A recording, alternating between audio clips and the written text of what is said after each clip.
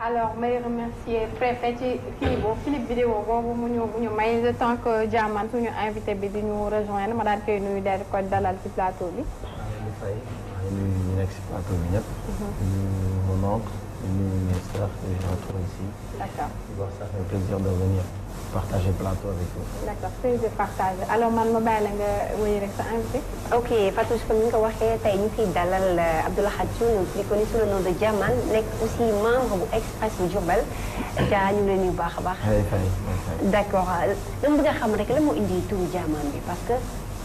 fan nga ko jëlee. Diamane dafa xaw a collé avec un peu ci philosophie jamaïcain un peu reggae patois. Donc d'où le nom Dia comme yàlla. am na benn woykat bu tuddoon Diamane. Ouais. Donc quand j'étais petit j'écoutais beaucoup de musique reggae. Donc bokk na samay influence. Ok. Donc quand j'ai décidé de faire de la musique ma def ko par rapport aussi ak sama li ma gëm muy Baye Fall boo xoolee Dia mooy yàlla maan comme ñu ne comme góor yàlla. Donc c'est quelque chose de très simple il faut comme ça. d' accord naka nga intégré li nga xamante ne moo di groupe bu Express parce que bu ñu xamee bu ñu xoolee Selmaay moom fa ak beneen membre bi yow naka nga def ba intégré waaw Brahim bu Express naka nga def yow bu intégré groupe boobu tey. d' accord à la base c'est des amis d' enfance donc man ak Selmaay on a fait ñu defandoo suñu cycle primaire ba ni ñu demee seconde et tout. Donc on est tous des natifs de Diourbel. Donc à la base groupe bi c' était entre Selmaay et Brahim. Donc man maa nekk dernier membre bu ñëw ci groupe bi. Donc naturellement le feeling est venu ñu parce que Express existait d'abord entre Selma et Ibrahim. Donc man maay dernier élément bi ñëw et de façon tout à fait naturelle rejoindre groupe bi être comme lead vocal soliste du groupe en fait. d' accord lan moo tax à chaque fois rek artistes yi bu ñu commencé def musique rek taf dañuy bàyyi étudier et pourtant c' est important mais ñu si bëgg dañu dem benn instant rek ñu def stand by li nga xamante ne moom ci li nga xamante ne moom moo di musique bi pourquoi doo leen ko cumuler des fois aussi. Parfois ça peut être un problème de célébrité voilà parce que ñu kii di musique di peut-être célébrité di. Donc à un moment donné da ngay nekk ci benn cadre boo xamante ni tu peux peut-être plus. di dem école wala yooyu mais étude c'est quelque chose de très approfondi donc nit mën na arrêter dem école. tout le temps ngay jàng si on se réfère à la nouvelle technologie donc nit ñi mën nañ jàng de par l'internet. donc filière boo mënti def mën nga ko kii donc moi j'ai fait bac plus 2 ans anglais. donc je continue d'étudier et je di lire donc c'est une façon d'étudier en fait. donc bu suñu abandonné études yi mais c'est quelque chose qui colle pas à un moment donné soo commencé nekk ci feeñ télé. comme ku moom xam na ne Sénégalais bi moom ni muy gisee kii feeñ télé. dafa am benn connotation peut-être. on te voit comme quelqu'un de plus. alors que t'es juste une personne. mais à un moment donné le Sénégalais daf lay contourner ci beneen monde boo xamante ni peut-être. ci vision boppam la donc.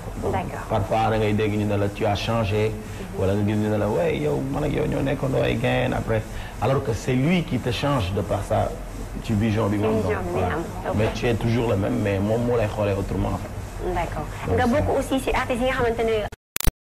maanaam da ngay woy di def rap aussi te nekkul ci woy bi kese ndax di nga def des fois reggae boo woowee tey ci reggae dañuy foog ne sax reggae nga gën a mën nga ñëw def sikkar Baye Fall ñu foog ne sax foofu nga gën a mën donc boobu tey naka nga koy gën a exploiter pour que parce que yow tout le temps rek ci côté hip hop ngay féetewu est-ce que di nga mës a def benn jour benn featuring ak kenn koo xam ne day yëngatu ci côté comme Baye Fall bi affaire yooyu wala yeneen. j'en ai beaucoup fait donc man pour man musique ak ku ci nekk ci musique bi nga nekk ak ni ngay amee conception bi ngay defee musique donc moi je me dis que c'est quelque chose qui est en moi et qui à tout moment bu bëggee exprimer wu ak ci façon bu ko neex mën na am feeling wu tey dem def ay way boo xam ne ay tout à fait sikar donc que j'ai déjà fait d'ailleurs et wala ma def rap wala ma def leneen donc je me focalise pas sur benn style wala may teg sama bopp fenn donc c'est ce qui a peut-être retardé ci lu bëri musique Sénégal donc surtout le rap qui à un moment donné ne voulait pas peut-être tâter sur les autres formes de musique donc loolu bokk na si ni ñu retardé donc on voulait pas se mélanger alors que nous on a des valeurs on a aussi des suñu culture bopp muy peut-être sabar wala mu nekk leneen loo xam ne c'est typiquement sénégalais qu'on pourrait mënoon nañ ko jël dugal ko suñu musique et que peut-être mu intéressé keneen ak keneen donc les ñu ngi commencé comprendre d'ailleurs da ngay gis des artistes qui rap mbalax donc c'est quelque chose boo xamante ni bu ko kii l'Occident déggee dina am benn genre lu ko ciy neex lu mu mën a ñëw xool donc c'est typiquement ça en fait man je me bëgguma teg sama bopp si dara ouverture d'art ok gis nañ aussi da ngay def tout le temps featuring ak tout récemment def nga ak ki nga xamante ne moo di Anas ak ki nga xamante ne moo di Clayton Hamilton link yooyu naka lay demee ñoom ñoo lay sentir pour nga ñëw def ak ñoom featuring wala yow yaay naka lay demee ouais parce que featuring aussi yi xawul yomb si mais de temps en temps mën naa sentir man benn artiste ce qui est le cas de Clayton Hamilton c'est un artiste sénégalo-malien bu nekk Paris donc quand j'étais là-bas may déglu ay wayam ça m'a beaucoup plu donc je lui ai demandé est-ce qu'il y avait une possibilité ñu def featuring donc il a accepté gentiment donc ñu def ko mu nekk son bu tudd Bye Bye que les Sénégalais ont apprécié donc parfois des gens peuvent sentir de faire des featuring avec moi et on peut le faire c'est ci kii bi ñu déglu sànq. waaw muy Omar Pène bi. comment ça s'est passé ndax waxtaan nga ci ak moom. ndax tamit lan moo la pousse ba nga choisir wéy boobu. te tamit ndax amuloon idée boo xam ne pour bokk ak moom def featuring ak moom je ne sais pas dañu bëgg xam lan naka la demee ba nga jël kii. waxuma si ak moom d'avant nga koy def ce qui devait être le cas d'ailleurs. mais. dama nekk sénégalais je voyais en ce moment ci moment boobu ñoonu may def cover bi parce que cover lañ ko tuddee mooy quand tu décides de reprendre benn son ou peut-être Michael Jackson wala kii et en ce moment bi ma koy def j'ai vu pas mal d'artistes sénégalais yi nekk sama domaine d'ailleurs di utiliser d'autres covers des Occidents peut-être le cover de Michael Jackson ou bien un cover de Dadju wala de Davido de keneen je me suis posé la question à savoir moi qu'est-ce qui se passe avec ces Sénégalais pourquoi ils peuvent pas reprendre les classiques de Omar Pène tout en sachant que ñoom ay artistes lañ yoo xamante ni soo demee bay reprendre seen way sax ci ngay xam ne c'est des artistes c'est des icônes parce que ce n'est pas du tout facile quand tu entends benn Omar Pène muy way loolu tu as l'impression qu'il chante ici alors que c'est des trucs très compliqués il y a beaucoup de recherche là-dessus donc man ma dem décider def loolu donc def naa cover boobu waaye la bu ma yàgg a sentir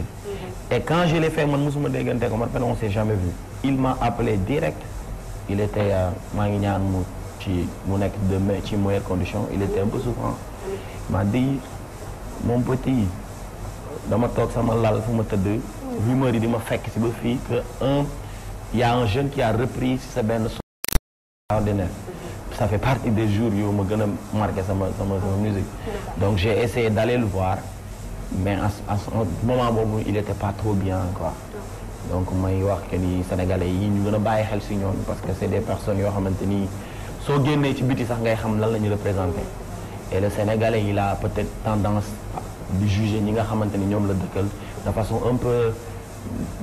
ba de désintéressé mais soo génnee fii si biti ngay xam lan la Youssou Ndour représenté wala lan la benn Baaba Maal représenté ak Alan Record wala ngay dem ay feneen ak feneen donc on accorde beaucoup plus d'importance si suñu artistes yi parce que tu vois benn Davido buy ñëw fii par exemple je te donne un exemple c'est des idées yoo xam ne man su ma toogee si plateau yu mel nii partagé ak ay nit yu mel nii damay bëgg ñi ñuy seetaan di jëlee ci émission boobu pas que Diamane vienne pour nous exposer ses problèmes wala nous montrer ce qu'il a fait ci clip bi je suis un chanteur les gens xam nañ lan laay def mais qu'on lui profite pour éduquer un peu ci domaine bi ñu nekk ni ko sénégalais di defee peut-être da ngay gis benn sénégalais boo xamante ni il préfère dem concert u Davido que dem benn concert u Fada Freddy et tu vois un Fada Freddy boo xam ne bu demee Europe wala mu dem France il remplit des salles yoo xamante ni tubaab bi dañ naan kii c'est quoi parce que il chante de façon vraie mooy ki nga xamante ni c'est pas un chanteur du studio mais ak technologie bi actuellement su ma la yóbboon du studio mën naa la yóbbu ñu nga way ñu tu vas même pas reconnaître que yow la parce que y a des autotunes y a des trucs de machine donc li nga xam ne moom la nigérien di def di ñëw di ñu ko jaay ñun ñuy remplir seen ay scènes alors que bu benn Fada Freddy il a pas le respect qu'il mérite pour ces Sénégalais et qu'il chante 1000 fois mieux que benn Davido donc ayons beaucoup plus de considération suñu artistes yi parce que c'est des personnes yoo xamante ni ñu ngi liggéey bu extraordinaire ak feneen jox nañ leen respect feneen donc ñun suñu valoriser wul suñu artistes yi après ñun ñëwal bitik waat di wax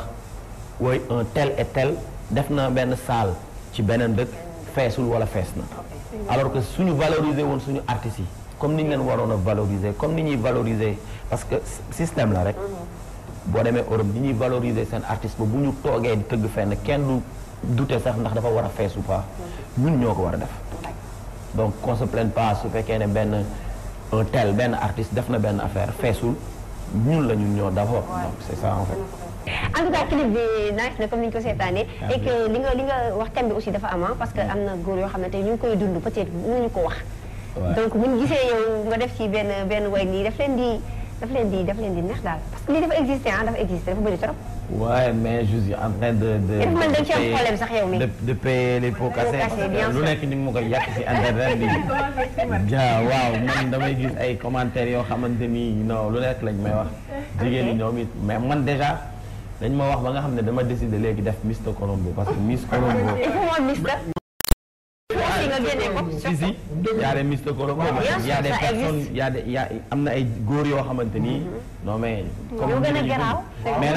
mais nag jigéen ñi si la ñëpp en fait non mais jigéen ñi même bu ci ëppee aussi non coach même bu ci jigéen ñi ëppee jigéen ñi gis ay Miss Colombo on est d'accord que parfois mais il faut nga def Mister parce que góor mel noonu aussi ça on est d'accord Miss Colombo yi bariwul mais Miss Colombo yi bari non Miss Colombo yi dafa bëri on est d'accord que parfois sax déjà da ngay gis koo xamante ni muy traité ki muy nekkal mooy tax mu dem. waaw c'est ça. kan nga nekkal kan ngay waxal téléphone fan nga nekk paas ma seen jànk yaa ngi seen kër yokkal télé bi donc y a des trucs abusés yoo xam ne nit ñi sax la ñuy mujjee. wala photo sax ma xool est-ce que yaa ngi ci biir gaale wala nekk. donc c'est ça en fait. bien sûr. waaw mais ma ne loolu yëpp lu ko indi lu est-ce que yoo xalaatoo ne que jigéen bu louché rek mooy tax. oui kooku man je crois que ni jigéen bi nga nekkal yow yaa koy wan confiance pour mu jox la ko. mais xam nga tamit ça veut dire à quel niveau louche. mais aussi mu réglé wul quoi jàpp ne yow également waaw jigéen bu réglé wul laa. day yaakaar li def rek noo def moom mu xam contrôle mooy tamit góor bi tamit bu réglé wul noo def jigéen bi tamit il faut que mu koy surveiller di def yooyu. man tout ça dama ko positivement bi wax bi yëpp parce que soo xoolee. à chaque fois man damay essayer dugal benn bu dee bu ndaw ci sama ay lu may def donc ma jël naa ne boo moytuwul suñu ànd du yàgg comme bu coon ak jaaga ba j'ai pris référence ci ñi nga xamante ni ñooy suñu waajur yi nga xam ne dañ doon sëy par exemple ba tey ku kenn dëddu ci ñoom kenn des fi di sëy uuf njaboot gi soo xoolee c'est des trucs rares maintenant pourtant léegi la sëy yi gën a bëri boo xoolee statut toog 2 jours doo toog dégg heure ménage fi mu ngi koy takkee doo ko yëg fi muy tasee doo ko fekkee man damay gis par expérience damay gis ñoo xamante ni da ngay gis waaye dama am naa jëkkër léegi sa ay xarit lañu woon waaye pourtant 2 ans 1 an après waaye tas naa pourquoi on peut pas se poser la question lan moo tax sëy yi di tas léegi comme ni mu war a tasee est-ce qu'on prenne le temps de se comprendre ou bien est-ce que xam nañ lan mooy sëy d'abord parce que sëy man pour man à la base sacrifice la il faut que ñaar ñi comprendre que ni nekkatul génn il faut que mu am benn sacrifice ki nga xamante ni da nga doon génn ak moom ngeen di déggante téléphone vous vous voyez peut-être 2 jours wala ngeen gisante benn jour wala whatever mu ngeen mënti nekkee su ngeen dëkkee dëkk mooy ki nga xamante ni moom ngay supporter mu lay supporter tu supportes ses erreurs tu supportes ses humeurs ngay supporter bu yeewoo nan la war a mel ak yooyu am na nit bu nekk am na ay temps fort am na ay temps faible am comme ni ko tonton di expliquer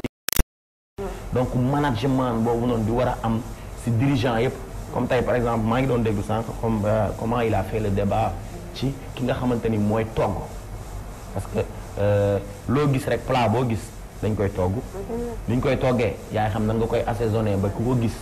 de vue nii peut-être parce que équipe mën na la gagner rek ci taxawaay donc lépp ci loolu la nekk donc ci taxawaay wala ci organisation wala ci tu prends sur toi pour nga mën a nekk ak nit il faut prendre sur soi-même il faut essayer de supporter la fille par exemple mais aboutissement wu yëpp mooy man li ma ko waxee Miss Colombo mooy loolu mais ku bëgg fiir quand une fille t'aime ou bien c'est normal mu am jalousie bu extrême est-ce que jalousie boobu noonu war na la mën a pousser ba nga repousser ko